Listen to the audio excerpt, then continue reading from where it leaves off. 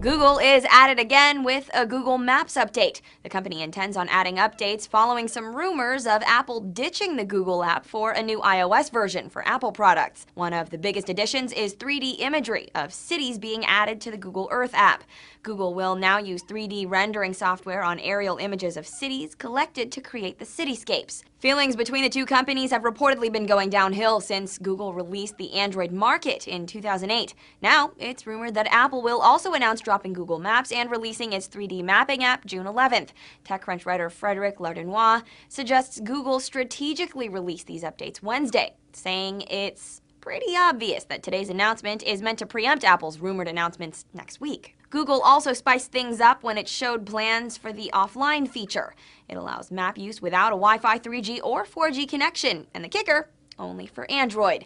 This feature seems to help specific users, as MSNBC Gadget Box writer Rosa Golajan points out. This means that you'll be able to use Google Maps even if you're on the subway or in another spot that lacks internet connectivity. Google also will enhance Street View. Currently, Google uses cars with cameras attached to drive around and capture images. But today, the Vice President of Engineering for Google Maps, Brian McClendon, introduced a new device known as the Trekker. The smaller camera can fit into a backpack and will allow Google to travel to more remote places that cars can't get to. For all the advances Google is making, CNBC's John Fort says its app is still at a disadvantage to Apple's software compatibility and availability to consumers. Its 3D imagery is only ready for the Google Earth app. Not the Google Maps app yet. That is crucial. So Apple's got an advantage here because they're going to develop their technology specifically for iOS devices, specifically for their software. They can deliver it a lot faster. So as the competitive chess game of who has what heats up, it seems Google has made the first move.